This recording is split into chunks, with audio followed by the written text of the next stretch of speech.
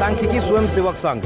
आपके वॉलंटियर ऐसा था कि आप जिस काम में आप लगे, जो लड़का आईएएस, आप सोचने वाली बात है, जो लड़का आईएएस मैथ से पास है उससे दुनिया का कौन काम ऐसा है जो नहीं कर सकता। इतना बड़ा मुहिम चल रहा है, सात नीचे में यूज कर सकते हैं। आप दारू पकड़ने के लिए टीचर को कह रहे हैं स्कूल छोड़ करके, आपके पास ऑलरेडी वॉलंटियर हैं, आप इसको इंगेज कीजिए ना भाई। स्वागत है सभी का न्यूज़ बिहार के फेसबुक पेज और यूट्यूब चैनल पर। मैं आपके साथ रत्नेश पांडे। इस वक्त मेरे पीछे में एक बैनर आप देख रहे हैं, रोजगार अधिकार सम्मेलन में इस वक्त हम लोग पहुंचे हुए हैं पटना के नृत्य कला मंदिर के ठीक बगल वाले कैंपस में। और यहाँ से मेरे पीछे में ये तस्वीरें देखिए, ये वो अभ्यर्थी हैं, वो स्टूडेंट हैं जो बेरोजगार हैं और रोजगार की तलाश में अक्सर इन्हें आप सड़कों पे देखते होंगे। लगातार ये लगातार बिगड़ती व्यवस्था के खिलाफ ये अपनी आवाज़ बुलंद करते हैं और आज जो है इनकी आवाज़ और मजबूत हो गई है, चूँकि सभी जो ग्रुप के लोग हैं वो आज इस कैंपस में पहुंचे हुए हैं और अपनी अपनी बातें जो हैं वो रख रहे हैं। कौन कौन से लोग आए हैं वो हम आपको इस बैनर के माध्यम से बता देते हैं कि अनुनियोजित कार्यपालक सहायक है, STET 2019 के हैं, सांख्यिकी स्वयंसेवक के हैं, सिपाही बहाली 2009 के हैं, BSCC 2014, STET 2011-12, पैरामेडिकल छात्र, फार्मास्टिक अमीन, CTT बेट, बिहार तकनीकी सेवा।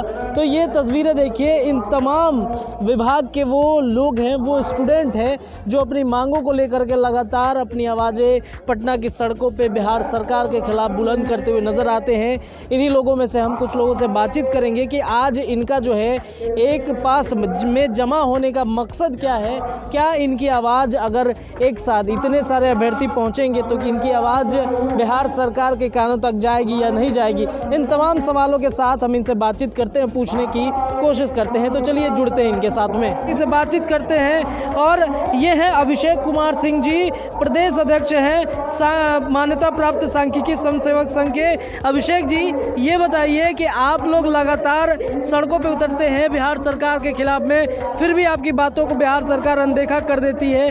आज यहाँ पे जुड़ने का मकसद क्या है? देखिए, 2013 से ही हम लोग आंदोलन कर रहे हैं, अप्रोक्स 10-11 साल हो गया।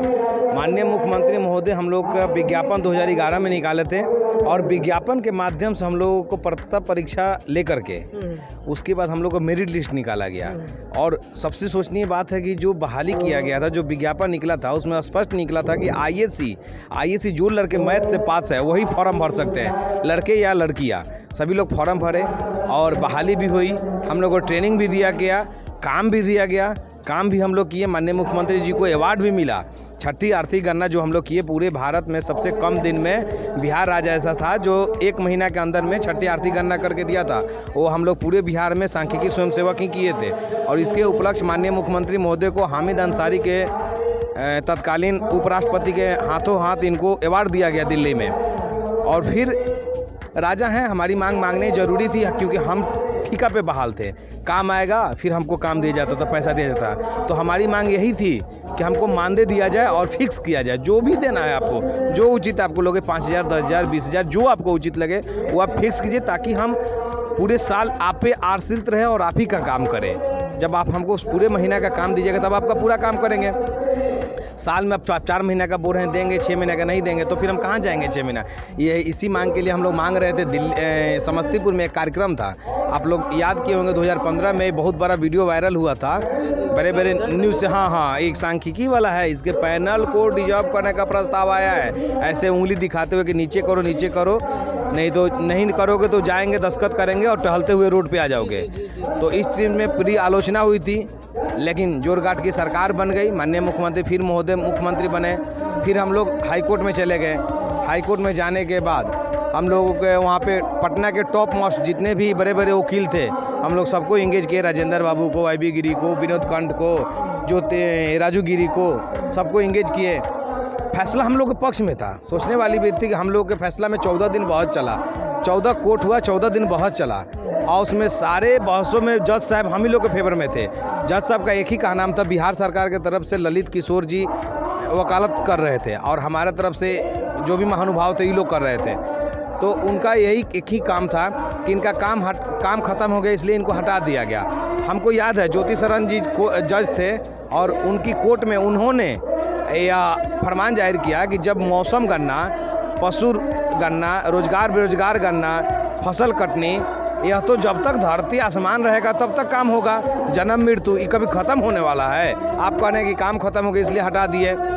फिर उन्होंने कोर्ट को दिखाया कि सर ये लोग काला झंडा दिखाए थे और फिर सरकार का राजस्व नहीं है इस कारण से अपना दिखा करके पल्लू छीट दिए। महोदय की क्या समझ में आया तो बात की बात है, लेकिन हम आपको बता रहे हैं मेरी बहाली से ना बिहार के राजस्व पे जोर पड़ रहा था, ना वित्तीय बोझ पर पड़ रहा था। इसलिए कि जो भी गैर शैक्षणिक कार्य आता है, जैसे जनगणना हो गया, BLO हो गया, छठी आर्थिक गणना हो गया, राशन कार्ड बनाना हो गया, ये सब जब काम अलॉट होता है तो पैसा अलॉट होता है विभाग से और जो काम करने वाले को दिया जाता है। अगर आप सरकारी विभाग से कराए तो सरकारी वाले को पेमेंट, प्राइवेट से कराए तो प्राइवेट वाले को पेमेंट, ये अलग से अलॉट होता है और पैसा दिया जाता है। और इसमें बड़ी बात ये है कि केंद्र सरकार का इसमें 70% होता है, क्योंकि गणना कोई भी राज्य करेगा, सर्वे करेगा तो उसको केंद्र की भी ज़रूरत है।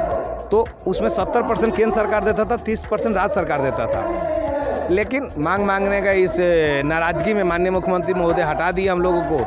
फिर हम सांख्यिकीय 2020 के चुनाव से पहले माननीय मुख्यमंत्री महोदय से फेस टू फेस मिले, अपनी बातों को भी रखे। तो उन्हें आश्वस्त कहा कि हम बोले कि महोदय आपने कहा था कि झंडा नीचे करो नहीं तो जाएंगे, दस्तखत करेंगे, रोड पे आ जाओगे। फिर बोले कि नहीं ठीक है, अभी तो सरकार नहीं है, सरकार आएगी तो हम आपका काम करेंगे। सरकार आई है, फिर हम मिले हैं, उसमें भीड़ भाड़, लॉकडाउन हो गया है। फिर हम कोशिश करेंगे, मीडिया के माध्यम से आप लोगों से कहना चाहेंगे कि हमारी बातों को सोशल मीडिया पे दिखाया जाए, ताकि सरकार को लगे कि बेरोजगार तो उसे कहते हैं जो बेरोजगार, जिसको रोजगार नहीं मिले। हम कौन बेरोजगार हैं जिसको रोजगार दे करके रोजगार छीन लिया गया? क्या लगता है आपको कि जिसने झंडा दिखाया क्या आपके ही विभाग का वो व्यक्ति था? नहीं, देखिए बहुत सारा भीड़ था, ठीक है, बैनर मेरा था। वो सही बात है कि हमारे सांख्यिकी स्वयं बैनर तले आंदोलन कर रहे थे, लेकिन और भी संगठन के लोग थे और आम दूसरे पार्टी के भी, राजनीतिक दल के भी पार्टी के लोग थे। अब झंडा कौन दिखाया ये हम नहीं जानते हैं, लेकिन ठीक है, बैनर तले स्टेज मंच से अगर बोले उन्होंने तो हम मान रहे हैं कि कोई दिखाया होगा। लेकिन हम स्पष्ट हैं कि मेरे संगठन के लोग झंडा क्यों दिखाएंगे? हम तो जान रहे थे कि मेरा रोजगार है, हम मांगने गए थे और हम कभी उनसे विरोध करके तो नहीं, हमारा मांग था कि हमको मानदेय दिया जाए। तो मानदेय में झंडा दिखाने की तो बात नहीं, तो विद्रोह तो था नहीं। वो तो कोई क्षेत्रीय पार्टी, राजनीतिक दल के कोई लड़के होंगे या कार्यकर्ता होगा, व्यक्तिगत विरोधी वो दिखाया। हमको क्या मतलब? हम तो आज भी मांग रहे हैं बैनर तले। आज किन से मांग रहे हैं? आज भी बिहार के सरकार के माननीय मुख्यमंत्री महोदय से मांग रहे हैं। आज आंदोलन किन के लिए कर रहे हैं? उन्हीं के लिए कर रहे हैं। आज हम इस सम्मेलन में शामिल हुए तो माननीय मुख्यमंत्री महोदय से मांग रहे हैं, उन्हीं से मांगेंगे। तो क्या लगता है आगे मुख्यमंत्री महोदय आपकी बात को समझेंगे, आपके रोजगार को फिर वापस लौटाएंगे? देखिए, हम माननीय मुख्यमंत्री से 2 बार फेस टू फेस मिले हुए हैं और हमें आशा है कि तीसरी बार जिस दिन हम मिलेंगे उस दिन फाइनल हो जाएगा। और हमको रखने में बिहार सरकार को बहुत अच्छी, उनको रिजर्व, जैसे हर बटालियन रिजर्व बटालियन होता है कि उसको रिजर्व खाना पीना खिलाइए, उसको रखे रहिए। जब आपातकालीन घटना होगी उस समय यूज किया जाता है। तो उसी तरह हम वॉलंटियर थे बिहार सरकार के, सांख्यिकी स्वयं सेवक संघ। आपके वॉलंटियर ऐसा था कि आप जिस काम में आप लगे, जो लड़का IAS, आप सोचने वाली बात है, जो लड़का IAS मैथ से पास है उससे दुनिया का कौन काम ऐसा है जो नहीं कर सकता है? हमको तो नहीं लगता है कि IAS मैथ से जो लड़का साइंस किया हुआ है, इंटर किया हुआ है, उससे कौन काम नहीं होगा। आप किसी काम में यूज कीजिए ना भाई। आपका इतना बड़ा मुहिम चल रहा है, 7 नीचे में यूज कर सकते हैं। आप दारू पकड़ने के लिए टीचर को कह रहे हैं स्कूल छोड़ करके, आपके पास ऑलरेडी वॉलंटियर हैं, आप इसको इंगेज कीजिए ना भाई। आप उसको पेमेंट देते हैं ना। तो जो गैर शैक्षणिक काम है आपको, जैसे कोविड आ गया, इसमें अगर आपके पास रिजर्व बटालियन रहता तो आज इतने महामारी जो बिहार में हुई तो नहीं होती। आप अपने रिजर्व बटालियन को लगा सकते थे। ऐसा आपातकालीन कभी भूकंप आ गया या कुछ भी आ गया तो आप रिजर्व का मतलब वॉलंटियर का मतलब जब चाहे तब आप काम लगाइए। काम अगर माननीय मुख्यमंत्री जी हमारी आवाज़ सुन पाते हैं या कोई भी पार्टी दल के या नेता या विधायक सुनते हैं तो हम आपसे आश्वस्त करा देते हैं कि हमारा संगठन ऐसा एक संगठन है कि आपको जिस रूप में काम कराना चाहे हम काम करने के लिए तैयार हैं। चलिए, आपका नाम बताइए। मैं रंजित कुमार मंडल, ASV मान्यता प्राप्त सांख्यिकी स्वयंसेवक 2012-13 के क्वालिफाइड अभ्यर्थी हैं। हम लोग रोसड़ा समस्तीपुर बिहार से आए हुए हैं और सरकार से ये मांग करना चाहता हूँ कि जब हम लोग का बहाली जैसे आप बीपीएससी के माध्यम से सबको बहाली करते हैं, उसी तरह हम लोग को भी बीपीएससी की तरह एग्ज़ाम लिया गया था। एग्ज़ाम लेके हम लोग को पैनल बना था। पैनल बनने के बाद हम लोग को वर्क भी दिया गया था, जैसे कि जन्म मृत्यु प्रमाण पत्र बनाने का, आर्थिक गणना, फसल कटनी, निर्भर भारत अभियान, ये सारे काम कराने के बाद जहाँ से हम लोग आए हुए हैं समस्तीपुर ज़िला से, इसी ज़िला में मुख्यमंत्री जी का एक सभा हुआ था और उन्होंने हमारे सांख्यिकी स्वयंसेवक का मांग था कि हमें परमानेंट किया जाए, हमें काम दिया जाए। तो उन्होंने एक सभा से संबोधित किए थे समस्तीपुर ज़िला के धरती से ही कि झंडा नीचे करो, नहीं तो मैं अभी जाऊंगा, आप लोग का पैनल निरस्त करने के लिए आया हुआ है, मैं जाके उस पर साइन करूंगा और आप लोग रोड पे आ जाएंगे। वही उन्होंने सेम 2-4 दिन के बाद असेंबली का मीटिंग हुआ और उन्होंने उस पर साइन करके हमारी पैनल को निरस्त कर दिए और हम लोग रोड पे आ गए। मैं सरकार से ये मांगना चाहता हूँ कि ये कहाँ का न्याय है कि किसी आदमी को पहले आप परीक्षा लेके बहाल करते हैं, परीक्षा लेते हैं, उसको मेरिट को क्वालिफाई करते हैं, क्वालिफाई करने के बाद उसकी पैनल बनती है, पैनल बनने के बाद जब आप उसको काम भी देते हैं, काम देने के बाद जब आपको परमानेंट करने की बात करता है तो आप उसे रोड पे ला देते हैं। मैं सरकार से ये कहना चाहता हूँ कि आप अगर किसी को रोज़गार देते हैं तो उसको छीनने का अधिकार आपको कहाँ से मिलता है? हमें कौन सा गलती हो गया जिसकी वजह से आप हमारे रोज़गार को आपने छीन लिया? तो मैं सरकार से यही कहना चाहता हूँ कि हमारा सांख्यिकी स्वयंसेवक जो हमारे पूरे बिहार में 72,000 की संख्या में है, मैं उन सभी को कम से कम एक फिक्स नियत वेतन कम से कम 60 साल के लिए,